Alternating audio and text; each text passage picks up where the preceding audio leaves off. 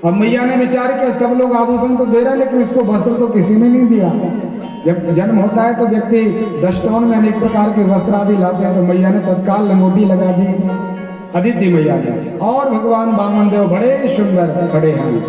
बृहस्पति जी ने कहा महाराज हमने आपको दीक्षा दे दी है, भगवान का मंत्र दिया, इसलिए आप हमारी दक्षिणा प्रदान कर दो, दीक्षा मांग के लाइए।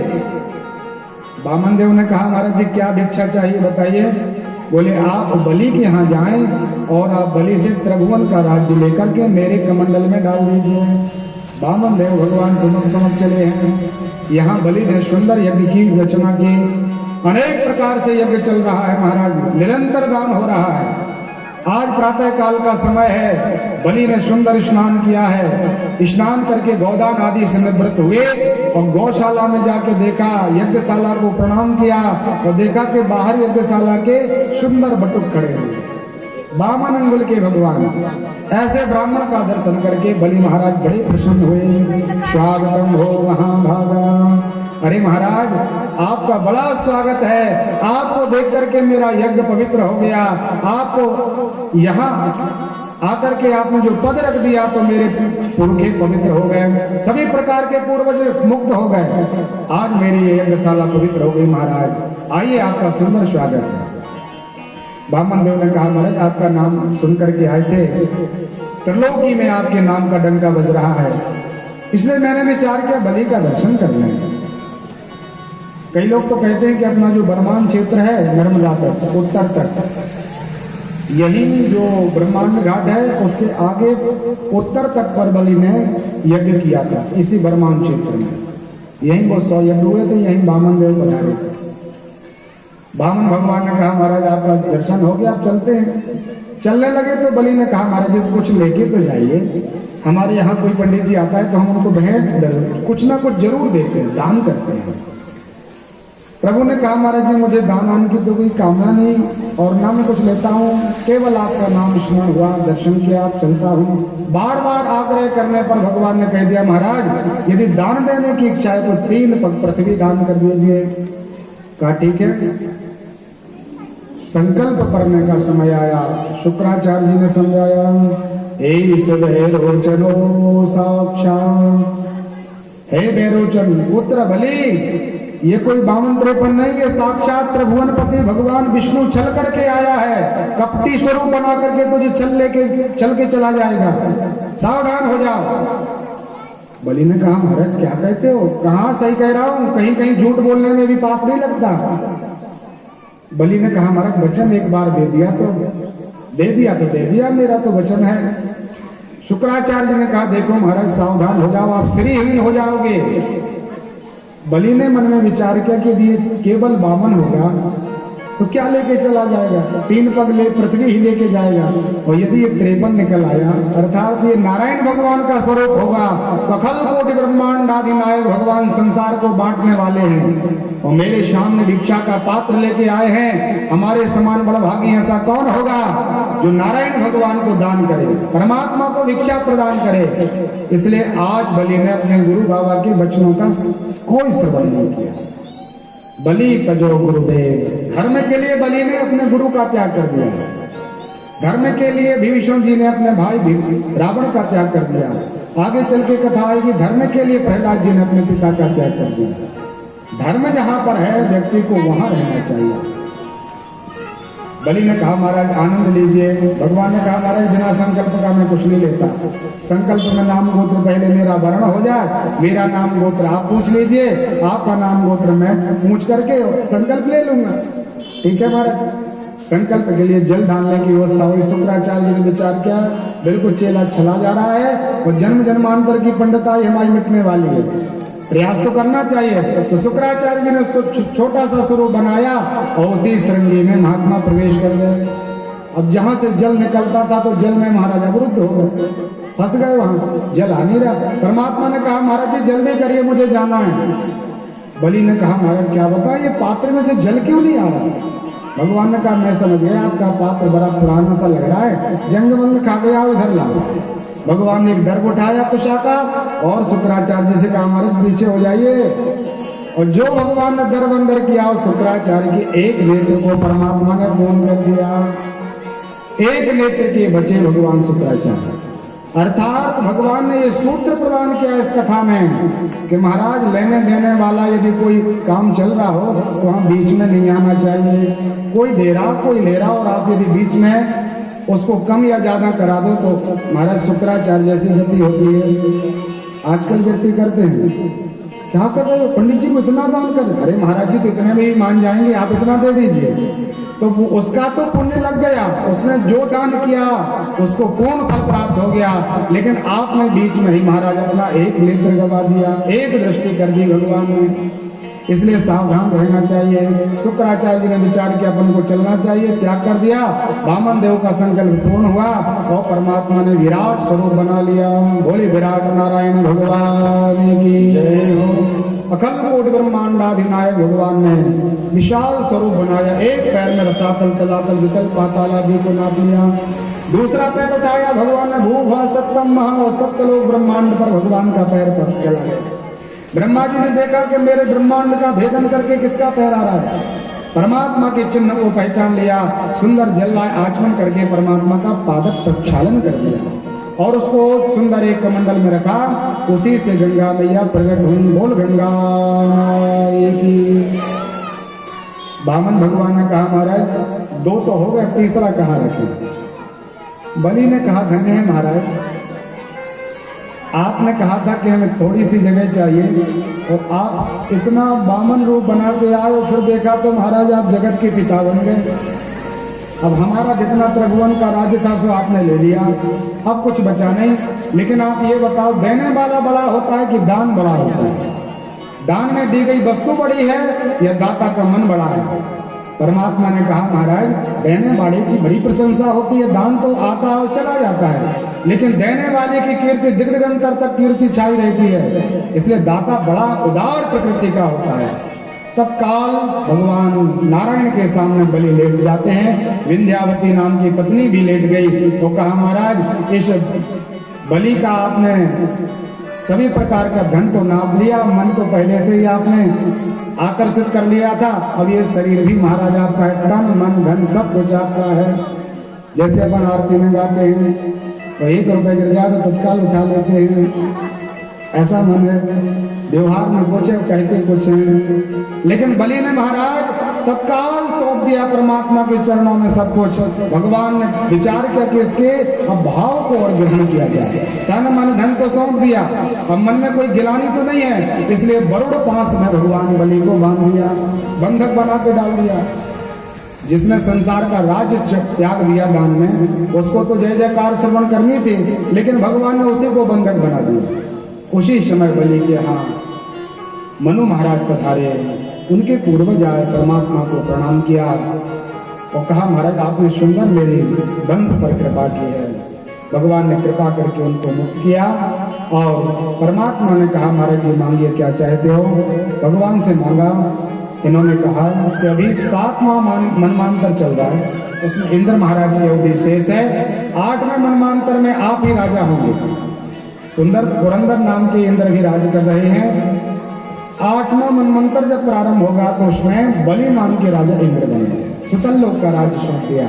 भगवान से कहा महाराज आपसे दूर रहना बिल्कुल अच्छा नहीं लगता, आप ही हमारे साथ चलिए। परमात्मा को स्वयं लेके चला गया। अब 8वां याम भगवान उसके साथ खड़े हैं, वो स्वयं गद्दी पर बैठा, कभी सोया है कभी भोजन कर रहा है, लेकिन भगवान उसकी पहरेदारी कर रहे हैं।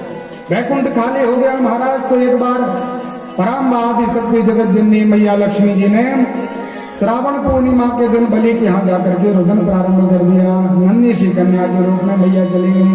महाराज बहुत दुख हो रहा है। बलि ने बाहर आके देखा बड़ी नन्ही सी कन्या है और जोर जोर से रो रही है। क्या कारण है, क्या चाहिए बेटा? कहा महाराज आज सब लोग अपने भाई के हाथ में सुंदर रक्षा सूत्र बांध रहे, तिलक लगा रहे हो, वो भाई उनको कुछ दे रहा है, मेरा कोई भाई नहीं है। बलि ने कहा तो आपका कोई भाई नहीं तो मुझे आप भाई बना लो। लक्ष्मी जी ने कहा ठीक है, तिलक लगा दिया, श्रीफल दे दिया और सुंदर जैन बंधो बलि राजा दान बिंदो महाबला, वो रक्षा सूत्र बलि के लिए मैया ने बांध दिया। बलि ने कहा मैया बेटी कन्या अब बताओ क्या चाहिए तुम्हें? ऐसा मांगना कि किसी के भाई ने किसी बहन को ना दिया। मैया ने मन में विचार किया, वही मांगने तो आई हूँ, बताइए महाराज क्या देना चाहते हो। बलि ने कहा जो आपका मन हो तो मांग लो। तो मैया ने कहा महाराज हमारा विवाह नहीं अभी हुआ, आपका द्वारपाल मुझे बड़ा सुंदर लगा, ये हमें आप दान में प्रदान कर दीजिए। बलि ने विचार किया इतनी छोटी सी कन्या भगवान को क्या मांगेगी। उसी समय नेत्र बंद करके देखा तो समझ गया कि ये तो जगत जननी परम आदि शक्ति जगत जननी मैया लक्ष्मी का वास हो गया। ओ लक्ष्मी नारायण भगवान की धन्य महाराज बलि का चरित्र, जिन्होंने पहले नारायण को दान किया और लक्ष्मी के मांगने पर नारायण का दान लक्ष्मी मैया के निमित्त कर दिया। 4 महीने आज भी भगवान बलि के पास रहते हैं। चौमासे में शेष 8 माह में भगवान शेष साई हैं। आनंद के साथ परमात्मा का यह आनंद बलि ने प्रदान किया। बलि को सुतल लोक का राजा बनाया। मनमंत्र की कथा में राजा सत्यव्रत के लिए भगवान नारायण ने मत्स्यावतार दे करके और भविष्य पुराण का दिव्य ज्ञान दे करके महाप्रलय में पृथ्वी को समाहित कर दिया। 7वां मनमंत्र प्रारंभ हुआ। इस मनमंत्र में सूर्य भगवान की संतान प्रकट हुई। स्वयंभू मनु महाराज वैवस्वत नाम के मनु श्राद्ध देव हुए। उनके यहाँ कोई संतान नहीं हो रही थी तो वशिष्ठ जी से यज्ञ कराया। सुधम्न नाम के राजा का जन्म हुआ। आगे चल के 10 संतानों का जन्म नभग इक्ष्वाकु आदि हुए। उसी वंश कीर्ति में महात्मा अम्बरीश का जन्म हुआ, जिन्होंने एकादशी का आश्रय लेकर के मुक्त हुए। उसी वंश परंपरा में महाराज हरिश्चंद्र का जन्म हुआ, जिन्होंने सत्य का आश्रय लिया। उसी वंश परंपरा में महात्मा सगर हुए, जिनके 60,000 बालकों के महात्मा कपिल के आश्रम में गंगा मैया ने पवित्र कर दिया। वही वंश परंपरा में महात्मा अज हुए और अज के पिता बेटे का नाम महात्मा दशरथ हुआ। दशरथ जी ने दिग्गजन तक कीर्ति को स्थापित करके भगवान का भजन किया। लेकिन इतनी श्रद्धा और भक्ति महात्मा की बढ़ गई कि देवताओं ने भी विचार किया कि महाराज ऐसे माता पिता का पुत्र कोई साधारण नहीं हो सकता। इनके पिता इनका बेटा बनना तो बड़ा श्रेष्ठ व्यक्ति होना चाहिए। याद आ गया कि भगवान ने मनु और शत्रुपा के लिए वरदान दिया था। महात्मा दशरथ जी ने दिव्य पुत्रेष्ट यज्ञ श्रृंगी महाराज जी से कराया और चरु का आश्रय लेकर के माताएं गर्भवती हुई। सुंदर समय आया। चैत्र का महीना शुक्ल पक्ष नवमी तिथि अभिजीत मुहूर्त ठीक 12 बजे भगवान अयोध्या में प्रकट हो गए। बोले राघवेंद्र सरकार की जय हो। अखिल कोटि ब्रह्मांडाधिनायक भगवान राम लक्ष्मण भरत शत्रुघ्न के रूप में प्रकट हुए। श्री सुखदेव स्वामी ने 1.5 अध्याय में रामचरित्र गाया, लेकिन उसके पहले एक श्लोक में पूरी रामायण को श्रवण करा दिया। गुरुवर थे त्यक्त राज्यो विचर्तन्वनम् पद्म पद्रां प्रियाया वाणी स्पर्शा क्षमाभ्याम् मृजपतिरदेवो हरिन्द्रानुजाभ्याम् वैरूप्या सुरपणक्षा प्रियबृहसा रोपित ब्रह्मजन्मा त्रस्ताब्दरुद्ध सेतु खलदव दहनम् कौशलेन्द्रो बोल अयोध्यानाथ की जय। परमात्मा का जन्म हुआ। सुंदर भगवान ने क्रीड़ाएं की। वशिष्ठ आश्रम में अध्ययन किया। परमात्मा विश्वामित्र के साथ चले तो प्रभु ने नाना प्रकार से ताड़का आदि का उद्धार किया, मारीच को शिक्षा दी और सुंदर पुष्प वाटिका में भगवान का मैया से किशोरी जी से 4 नेत्र हुए। यज्ञशाला में जाकर के परमात्मा ने यज्ञ धनुषभंग किया। मैया के साथ विवाह हुआ। परमात्मा 12 वर्ष तक अयोध्या में रहे और फिर परमात्मा गुरुवर थे त्यक्त राज्यो। यहाँ से रामायण प्रारंभ हुई। भगवान ने वनगमन लिया। अनेक प्रकार से परमात्मा ने गंगा मैया का पूजन किया। निषाद राज के ऊपर कृपा की, केवल को आशीर्वाद दिया और परमात्मा आनंद से चित्रकूट पधारे। अधिकांश समय भगवान का चित्रकूट में निकला। चित्रकूट में अनेक प्रकार के महात्माओं से भगवान ने सत्संग किया। वाल्मीकि जी ने आश्रम प्रदान किया। भगवान का जब समाचार लगने लगा कि यहाँ भगवान रहते हैं तो भगवान आगे बढ़े, पंचवटी में पहुंचे। मैया का विछोह हुआ। शूर्पणखा का अपमान किया परमात्मा ने। अनेक प्रकार से खरदूषण का उद्धार करके भगवान दंडकारण्य वन में प्रवेश किए। अब यहाँ पर नाना प्रकार के सुतीक्षण सर्वभंग अस्त्री आदि के आश्रम में जाकर के भगवान ने आनंद लिया। शबरी का उद्धार करके पंपापुर में जाकर के हनुमान से भेंट हुई। हनुमान जी ने सुग्रीव का स्थान बताया। सुग्रीव से मित्रता करके परमात्मा ने बाली का निग्रह किया। जानकी मैया का समाचार हनुमान जी महाराज ने दिया तो भगवान ने सैन्य शक्ति को तैयार करके पुल का निर्माण करके रामेश्वर का स्थापन करके परमात्मा ने समुद्र पार किया। और भगवान ने सभी प्रकार से रावण का संहार करके दिव्य धर्म की स्थापना की, विभीषण को राज्य दिया। पुष्पकारूण होकर के परमात्मा अयोध्या पधारे और 11 सहस्त्राणी 11,000 वर्षों तक भगवान ने राज्य किया और सभी प्रकार से धर्म की मर्यादा स्थापित करके परमात्मा साकेत धाम को प्राप्त हुए। बोले राघवेंद्र सरकार की। चरित्रं रघुनाथस्य शतकोटि प्रवश्यितम् एकैकमक्षरं पुंसं महापातकनाशनम् रामायण शतकोटि अपारः। 1 करोड़ रामायण बनी, जिसमें से एक गोस्वामी तुलसीदास जी की है।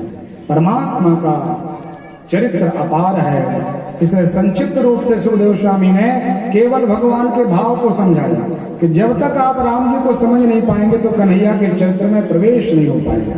पहले सीधे साधे राम को समझ लो, फिर टेढ़े टाढ़े भगवान कन्हैया के चरित्र में प्रवेश करें। आइए सब बड़े भाव से परमात्मा के दिव्य यदुवंश के चरित्र का श्रवण करें। महान नारायण भगवान के नाभि कमल से ब्रह्मा जी का जन्म, ब्रह्मा जी के बेटे का नाम मरीचि, मरीचि के उसी वंश में महात्मा अत्रि जी हुए, अत्रि के बेटे का नाम चंद्रमा हुआ, चंद्रमा से जो वंश विस्तार हुआ तो महाराज वही वंश चंद्र वंश नाम से प्रसिद्ध हो गया। इसी वंश में महात्मा नहुष हुए, आयु नाम के पिता के बेटे नहुष, नहुष के महाराज ययाति, ययाति का विवाह महाराज शुक्राचार्य जी की बेटी और शर्मिष्ठा आदि जो दुष्प्रभा के राजा की कन्या है, इन दोनों से हुआ। 5 कन्याओं का जन्म हुआ। इनमें यदु, तुरु, पुरु, अनु आदि वंश विस्तार को जो पुरु नाम के राजा थे बेटा था, उन्होंने अपने पिताजी को पूरी जवानी दान कर दी थी। इसलिए पिताजी बड़े प्रसन्न हुए, महाराज हम आपके ऊपर प्रसन्न है, आप चक्रवर्ती पद पर प्रतिष्ठित होंगे। उसके बाद से पुरुवंशी चक्रवर्ती पद पर प्रतिष्ठित हुआ। यादवों के लिए चक्रवर्ती पद नहीं मिला। पुरु महाराज के वंश में ही महात्मा परीक्षित आपका जन्म हुआ। इसी वंश के पांडव कौरव आदि हुए और जो यदु था उसमें यदुवंश का विस्तार हुआ। मारीशा नाम की कन्या के साथ सूर्यसेन का विवाह किया गया महाराज, तो सूर्य के बेटे का नाम वसुदेव हुआ और कुंती आदि 5 कन्याओं का जन्म। इन्हीं वंश में अंधक नाम के वंश में महात्मा उग्रसेन थे। उग्रसेन के बेटे का नाम कंस रखा गया और इनके यहाँ भी अनेक प्रकार के संतानों का जन्म हुआ। लेकिन कंस का जो जन्म हुआ था वो अभुक्त मूल में हुआ। तो ब्राह्मणों ने कहा महाराज ये बड़ा दुष्ट दुराचारी होगा, इसलिए इसको तो आप बहा दीजिए। प्रवाहित जल में बहा दिया, लेकिन इसने बरगद का दुग्ध पान करके और महाराज जिंदा रहा, वृद्धि को प्राप्त हो गया। भगवान शिव की चरण शरण ग्रहण की, शिव जी ने आशीर्वाद दिया। अनेक प्रकार का बल स्थापित करके जब आया, शूरसेन ने पाला, पता चला मैं सूर का बेटा नहीं, मैं तो उग्रसेन का बेटा हूँ। उग्रसेन के पास गया, पिताजी आपने मेरा इस प्रकार से अपमान किया है, आपने अच्छा नहीं किया। तत्काल अपने पिता को ही कारागृह में डाल दिया। चाचा ने कहा महाराज ये अच्छा नहीं है, तो चाचा जी देवक को भी बंदी बना दिया और अकासुर, बकासुर, धेनुकासुर, पूतना आदि को इकट्ठा करके जरासंध के साथ मित्रता करके संसार को जीत लिया। अनेक प्रकार का अपमान करने लगा महाराज, धर्म को नष्ट कर दिया। पृथ्वी मैया विचलित हो गई, इतना अपमान, इतना पाप बढ़ गया, सम्मान कैसे होगा धर्म का। तो पृथ्वी गौ का स्वरूप धारण करके परमात्मा के पास पहुंचे। भगवान ने कहा मैया चिंता मत करो, सभी देवताओं को आशीर्वाद दिया कि आप अपने अपने अंश से जन्म ले लो। 84 कोस के ब्रज में मैं जल्दी से आने वाला हूँ। तो पहले देवन गिरी गुफा राखी रुचिर बनाए, सात परिकर परमात्मा के पहले ही पहुंचे। यहाँ देवक की कन्या का नाम देवकी है। विवाह की योग हुई तो कंस ने विचार किया कि वसुदेव अच्छे, इनके साथ विवाह हो जाएगा तो बड़ा आनंद आएगा। वसुदेव जी के साथ विवाह करने का सुंदर महाराज महोत्सोधन किया, विवाह संपन्न हुआ। और जब ये वसुदेव जी के साथ अपनी बेटी को विदा करना था, उसी समय आकाशवाणी हो गई, महाराज 8वां बेटा इसका आपको मारने वाला होगा, आपका वध कर देगा। तत्काल कंस बदल गया देवकी के केशों को खींचना प्रारंभ किया, खड्ग उठाया, मारने का प्रयास किया। वसुदेव जी ने अनंत प्रकार से कंस की स्तुति की, महाराज आपको इस बहन से कोई किसी प्रकार का डर नहीं, इसकी संतान से डर है, इसलिए जो संतान होगी हम बिल्कुल कुशलता से आप तक पहुंचा देंगे। आप मार डालना। दोनों में महाराज संधि हो गई, आनंद से जीवन चलने लगा। प्रथम संतान के रूप में कीर्तिवान नाम का बेटा हुआ, वसुदेव जी ने लेकर के कंस को सौंप दिया। कंस ने विचार किया कि देखो मेरे जीजा जी बड़े शांत निर्मल भाव प्रकट करते हैं, जो वचन दिया था तत्काल मुझे प्रदान कर दिया। कहा महाराज चिंता नहीं है, पहले बेटे से कोई चिंता नहीं, 8वां काल है इसलिए 8वें गर्भ को देख लेंगे। अब दोनों में मित्रता से बढ़ गई। देवताओं ने विचार किया ऐसा ना हो दोनों में मैत्री भाव हो जाए, परमात्मा आए और फिर भगवान कंस का उद्धार न करें, इसलिए नारद जी को भेजा। नारद जी ने मंत्रणा दी, तत्काल दोनों को जेल खाने में डाल दिया। जेल में पड़े हुए हैं, पहला दूसरा तीसरा चौथा संतान जन्म लेती गई और कंस उसका वध करता गया। सप्तमी संतान के रूप में परमात्मा आदि पुरुष शेष भगवान 1000 फण वाले अनंत भगवान शेषनाग देवकी के गर्भ में प्रवेश किए। भगवान शंकर संग माँ देवकी का तेज बढ़ गया, आनंद आने लगा, मैया को बड़ा आनंद है। उसी समय परम्बा आदि शक्ति योग माया को भगवान नारायण ने बुलाया तो कहा एक काम करो कि जो देवकी के गर्भ में बलदाव जी हैं उनको खींच करके आप रोहिणी के गर्भ में प्रतिष्ठित करिए और आप स्वयं यशोदा जी के यहाँ जाएं। मैया ने कहा महाराज इसके बदले में मुझे क्या मिलेगा? तो भगवान ने कहा अनेक प्रकार से आपकी पूजा हम कराएंगे। मैया ने वचन श्रवण किया, योग माया ने ये कार्य किया। कंस को पता चला कि 7वां गर्भ तो मानो नष्ट हो गया, गर्भपात हो गया। अष्टम की तैयारी करने लगा, पहरेदार लगा दिए, चारों तरफ से भगवान की सुरक्षा की जाने लगी कि जो भी यहाँ पर जन्म लेगा जन्म लेते ही मार दिया जाएगा। हर जगह भगवान को देखने लगा, तन में कृष्णम मयक जगत, वही याद। रात में महाराज नींद नहीं आती, भोजन करता तो वही दिखाई देता। करते करते समय आया और सुंदर समय मुहूर्त में भगवान ने विचार किया कि अपन को चलना चाहिए। तो त्रिलोकी के नाथ जो अजन्मा है, किसी के गर्भ में नहीं आते, वही पार ब्रह्म परमात्मा आदि पुरुष नारायण भगवान माँ देवकी के गर्भ में प्रतिष्ठित हुए। बोले गर्भगत भगवान की। देवताओं ने आकर के भगवान का दिव्य स्तवन किया।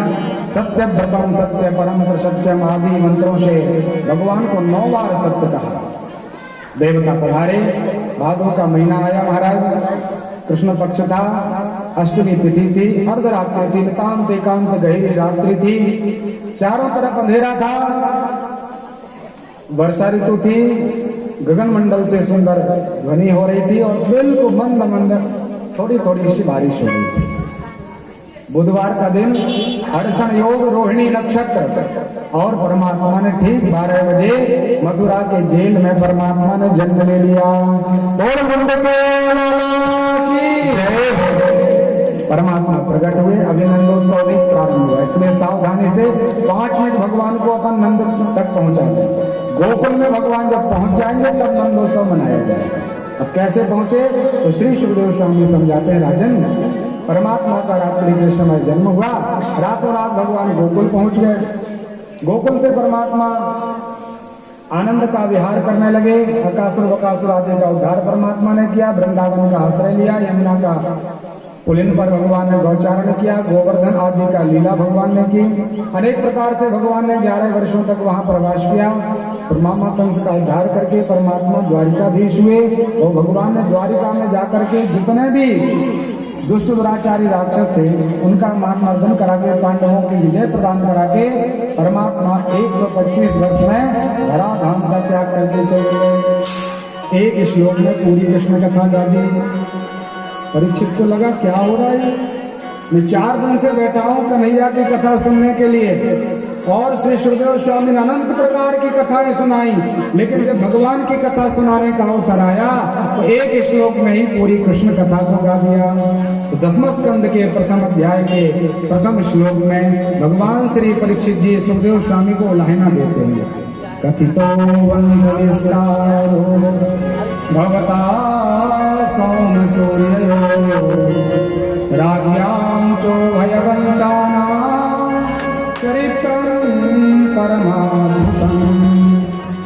यदोश्च धर्मशीलस्य नितरां मनुष्यक्रमा तत्रांशेषावतीर्णस्य विष्णुराज्ञाशरीरवान्। गुरुजी महाराज, आपने वंश विस्तार में बड़ा विस्तार कर दिया और आपने जो कथा सुनाना था उसमें बड़ी जल्दी की महाराज। कथितो वंश विस्तार और बड़ी विस्तार के साथ सूर्यवंश चंद्रवंश का वर्णन किया और आपने परमात्मा का चरित्र नहीं सुनाया। तो श्री सुखदेव स्वामी ने परीक्षण किया कि हमारा जो शिष्य है वो कन्हैया के चरित्र श्रवण करने का अधिकारी है कि नहीं। तो कहा बेटा 4 दिन से कथा सुन रहा, थोड़ा जलपान करके आ जा, कुछ फल फूल खा ले, इसके बाद हम आपको कथा सुना देंगे।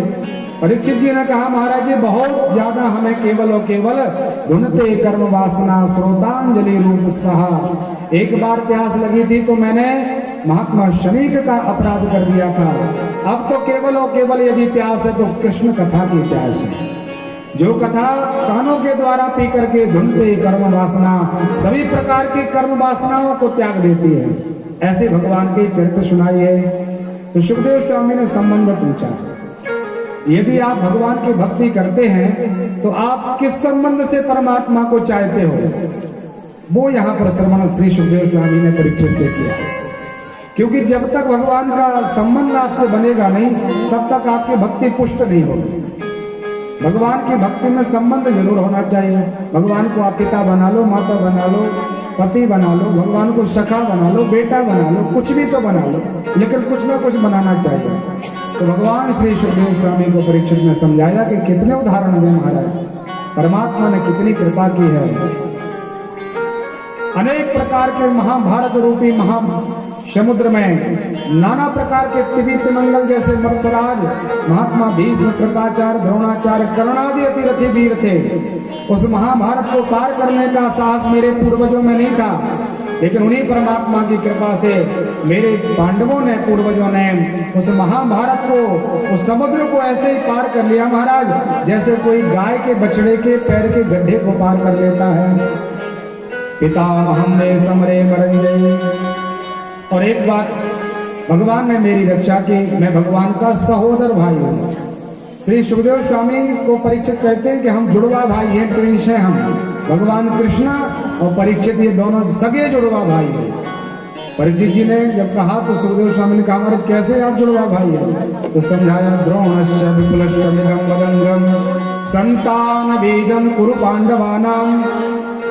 जब द्रोण पुत्र अश्वस्थामा ने ब्रह्मास्त्र का संधान किया था, मैं माँ की कुक्षी में था, तो उसी समय माँ की कुक्षी में आकर के भगवान ने गदयात चक्रो, भगवान ने गदे से मेरी रक्षा की। स्वयं परमात्मा उत्तरा मेरी माँ के गर्भ में आए, मैं पहले से माँ के पेट में था तो भगवान भी उसी उदर में प्रवेश किए। तो एक गर्भ के समय एक बार जितनी संतान होती है वो जुड़वा कहलाती है।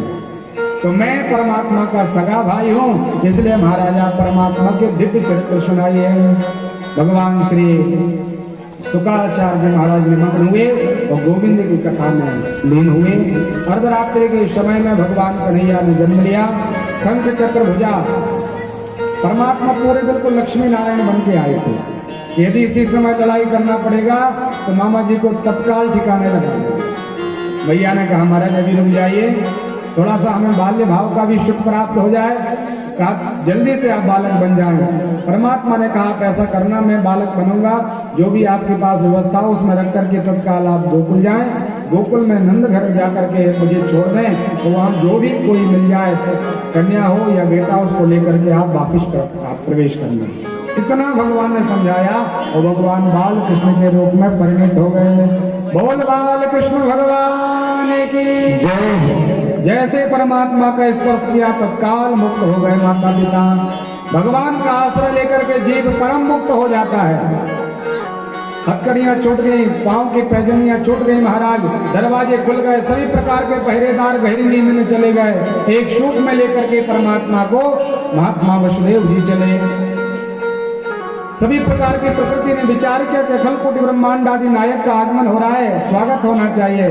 तो ये घनश्याम है और घनश्याम मैं भी हूँ। तो मेघ मालाओं ने आकर के सुंदर बाजे से बजाना प्रारंभ कर दिया।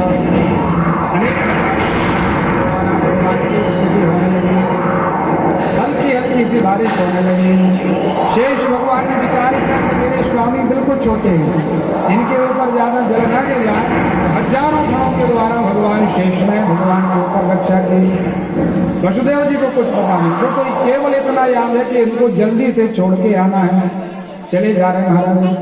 ले प्रभु को वसुदेव चले, तब विचार किया है नंद घर लो, जाए कलम दिन खार भरे, वसुदेव डरे गले आरोगे। जैसे ही महात्मा वसुदेव जी ने प्रवेश किया तो यमुना में महाराज बाढ़ आ जाती है। यमुना जी ने इतना प्रभाव बढ़ाया कि वसुदेव जी की दाढ़ी का स्पर्श हो गया, पैर उठने लगे महाराज। वसुदेव जी ने थोड़ा और कन्हैया को ऊपर उठा दिया। एक मिनट के लिए आप लोग। वसुदेव जी आगे बढ़े। भगवान ने विचार किया बाबा डर जाएंगे, इसलिए पीछे से पैर से स्पर्श कराया मैया को। माँ बिल्कुल छपछपी हो जाती हैं। वसुदेव जी का मार्ग प्रशस्त हुआ। एकांत नितांत रात्रि में मैया यशोदा जी को प्रसूति काली में बहुत गर्भ दष्ट हुआ, तो उस कष्ट की निवृत्ति हुई तो गहरी नींद में थी। बगल में नवजात कन्या थी, कन्या को उठाया, कन्हैया को रखा और रातों रात वसुदेव जी भगवान नारायण की आज्ञा का पालन करते हुए जेल में पहुंचे। जैसे ही कन्या का स्पर्श किया भैया महाराज, तो महामाया का आश्रय लेकर के वसुदेव जी पुनः बंधन में पड़ जाते हैं। हाथ की हथकड़ियां पर महाराज जी के आगे आगे सभी प्रकार के दरवाजे बंद हो गए महाराज। पहरेदार उठ गए। पहरेदारों ने विचार किया किसी का रुदन हो रहा है, अर्थात 8वें गर्भ ने जन्म ले लिया। दौड़ करके राजा के पास समाचार दिया। कंस ने तैयारी की, खड्ग को लिया और दौड़ करके आया। देखा कि यहाँ तो कन्या का जन्म हुआ। विचार करने लगा कि देखिए देवता भी झूठ बोलने लगे, महाराज कन्या को क्या मारे। फिर भी देवताओं ने हमें आशीर्वाद श्राप दिया है कि 8वां गर्भ आपका काल है, इसलिए कन्या को लिया और शिलाखंड पे मारने का प्रयास किया। उसी समय पराम्बा आदि शक्ति मैया हाथ से छूटकर अष्टभुजी रूप लेकर के सिंह पर सवार हो गई। बोल जगतजननी मैया की जय। और विंध्याचल पर्वत पर जाकर भगवती विंध्यवासिनी के रूप में प्रकट हो गई। बोल विंध्यवासिनी माई की जय हो। कंस बड़ा बेचैन हो गया महाराज। विचार करने लगा कि देखिए ये तो बड़ा धोखा सा हो गया। यहाँ रात्रि का समय 4 बज रहे थे। नंद बाबा की बहन का नाम सुनंदा है। उसने 4 बजे उठ करके प्रसूति का कक्ष में जाकर के देखा तो नीलमणि भगवान नारायण का दर्शन किया। गोविंद का दर्शन करके बिहलवान हो गई महाराज। जिनके इंतजार में आधा सा जीवन चला गया था उसका, आज परमात्मा का दर्शन किया तो विचार किया, कोई सोच समझ नहीं पाई और आवाज लगा दी, हो गया। 4-6 लोग आ गए, महाराज क्या हो गया, क्या हो गया तुझे, आधी रात में क्यों इतना जोर से चिल्ला रही है। इसने विचार किया कि कोई दूसरा लोग यदि नंद बाबा को ये समाचार दे देगा तो मुझे जो चाहिए वो वस्तु प्राप्त नहीं होगी। क्या कुछ नहीं, मैं तो स्वप्न देख रही थी। ऐसा समझा बुझा करके मना किया। हम सब चले नंद बाबा के घर, जहाँ नंद बाबा महाराज 80 वर्ष के हैं और माँ यशोदा मैया 75 वर्ष में प्रवेश कर रही है। पूरा जीवन चला गया लेकिन संतान की प्राप्ति नहीं है। नंद बाबा ने 7 आचार्यों को नियुक्त किया है। यमुना पुलिन में आचमन किया। सुंदर महाराज ने वस्त्र धारण किए। यहाँ सुनंदा ने जो समाचार दिया, महाराज आपको बधाई हो। नंद ने विचार किया कि जिसकी प्रतीक्षा थी शायद वह अवसर हमारे सामने प्रकट हुआ है। क्या हुआ बहन? तो वो सुनंदा कहने लगी पहले आप हमारा नेम दे दो, बाद में बताएंगे। तो महात्मा नंद बाबा ने अपने सभी प्रकार के खजाने की जो भी चाबियां थी सब बहन को प्रदान कर दी और कहा जो चाहिए सो आप ले लीजिए। महात्मा नंद महान मन वाले हो गए। आनंद के साथ महात्मा नंद ने ब्राह्मणों को आगे किया। सुंदर वस्त्र धारण करके आचार्यों को आगे करके पीछे से चले। ब्राह्मणों ने स्वस्ति वाचन कर्म किया। स्वस्ति न इंद्रो वृद्धश्रवाः स्वस्ति नः गोखा विश्ववेदा स्वस्ति नस्तारिक्षो अरिष्टनेमिः स्वस्ति नो बृहस्पतिर्दधातु। सभी प्रकार के रिश्तों का आपका समन हो महाराज। सुंदर कामनाएं की महात्मानंद बाबा के लिए। और नंद बाबा ने जो दरवाजे खोले भगवान कन्हैया का दर्शन हो गया। बोल नंद के लाला की जय।